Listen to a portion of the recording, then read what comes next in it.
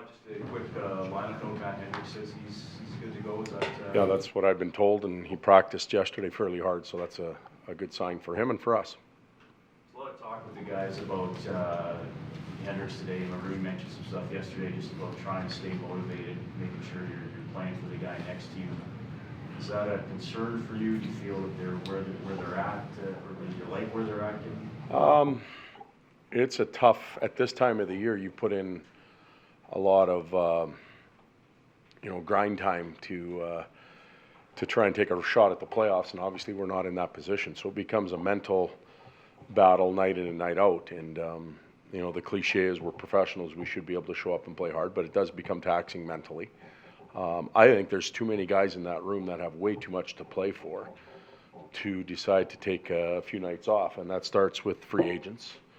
That starts with unrestricted free agents. That starts with players that are coming back and are battling for positional status. We get Osterley up here, and he's opened up some eyes.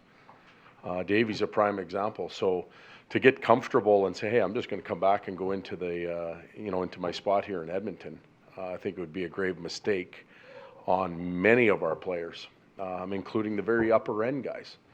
I did a study the other day. I went back and looked at Edmonton's roster from last year and the number of players that played in an Oiler jersey at one point. And, if I'm driving home in the car and I'm saying to myself, well, if it's not in Edmonton, it's going to be somewhere else, I'd go do that homework.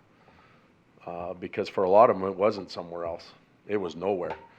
And, we're in 28, 29, 30 range. Those players aren't quite as desirable as the Stanley Cup champs, even if it's on par. So I guess I'm answering your question in a bit of a cruel way. Maybe I need to tell the players this too, but I'm sure they listen to your show. So. Laurent Brossoit's going to get another opportunity here. For a guy that's used to, if you have a bad game, he'll get in right away. This time you had a bad game, had to kind of stew and sit for a while. So what are you expecting? To set that up for LB and for everybody, Cam's our starter. He's our go-to guy, and he will be for a long time the way he's played. So that's a situation that LB's going to have to get used to, playing at the National Hockey League level. And if he has the ability to overcome longer periods after starts and he can recover, then we've really got a good one. If he doesn't, we've got a lot of work to do, and we're going to find that out over the next little bit. So he'll play tonight. He'll play a few more games as the year goes on. But I think Cam has clearly established himself as a go-to guy here. And LB's starts at the National Hockey League level, and I've been lucky enough to see all of them. Some have been tremendous. One hasn't been that good, so where do we go from here? And I know that him and Schwartzy have had real good time to work on some things that they thought they needed to fix, and we'll see if he can apply it. Matt Hendricks this morning spoke of how he has little kids and he tries to get them to do certain things, and sometimes they don't listen. And he somewhat equated that to hear what you and the staff are trying to do, and the kids, players, maybe not listening as much. Is that fair? And if that's the case, are you surprised at this point that might be happening? I think it's a pretty good observation by Matty. I'm not saying that's happening here, but just life in general. Like I have two kids, and I know they hear. I'm not sure they listen all the time. And there's a big difference. They hear what we're talking about in there. Are they listening and applying it all the time? And I think that's Matty's story to you. And sometimes it takes having a family and some little ones. For those of you that have kids, I think you get it a little bit more than the guys that don't. But they all hear. Do they listen and apply is the big question. And I was frustrated the other night. I think I used the term insanity because we are, I don't know if we're trying to prove the formula for failure. We've done that enough. Let's try something else. And pinching and not covering and cheating offensively and giving up outnumbered rushes continuously to other teams is the formula for failure. So let's try and change that as a group. Let's go after, let's leave insanity behind and try and apply ourselves somewhere else. That's been the message. They hear that. Are they listening is the big question. What definition would you use for your power play as of late? Struggling. You know, so we have, the other night, numbers are one thing. Feeling good and attempts are another. Feeling good and attempts don't win you any games, but you usually have to get that before you get the numbers. I liked the attempts and the feel-good factor for our power play the other day. But ultimately, to win games, you need numbers. And that has to change. With Nuge back in, we've kind of gone back to 2 units. We hope they can compete against each other. You know, and there's no excuse for some of the things that we do on the power play with the talent that we can put on the ice. So they have to get some things done. There's some other factors that come into play. I look at their, you know, tonight's a real good example of 2 teams and how they're built and the production they get maybe from the blue lines. Just 5-on-5 play. And power play comes into effect. They've doubled. Nashville has twice as many points from their defensemen than Edmonton does.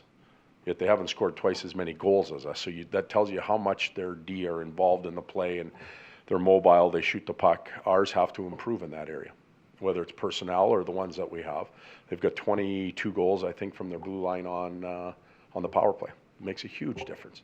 That alone is probably a 7, 8, 9% swing on a power play. So we've got to get better in that area. And that's not just Sekera, Clendenning, Osterley, Davidson playing on the top. That's some of those guys that are out in those flank sides. That's Jordan Eberle. I haven't seen Ebb shoot one in the net from a flank position. I haven't seen Nuge shoot one in from there. Now, mind you, he's only played 1 game. Leon up in that area. It's not about the pretty, it's about the goal. And so I went on a little rant there about our power play.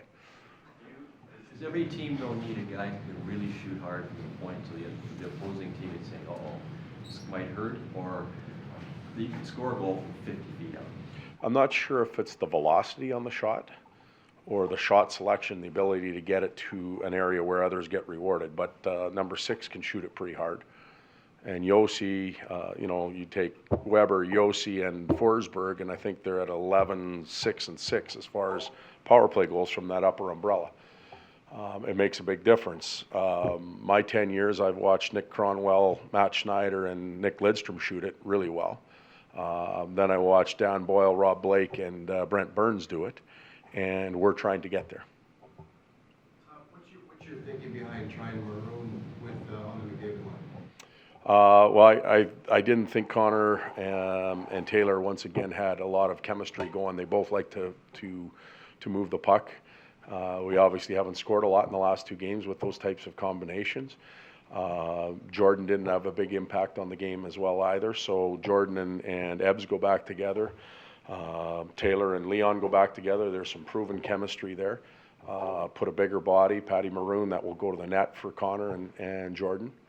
And Pakarinen has been he's been working hard, and he's been creating some physical battles, and he's created puck turnovers where some of the other guys that we put in that position haven't done that. So we'll give him a reward and see if he can kickstart that line.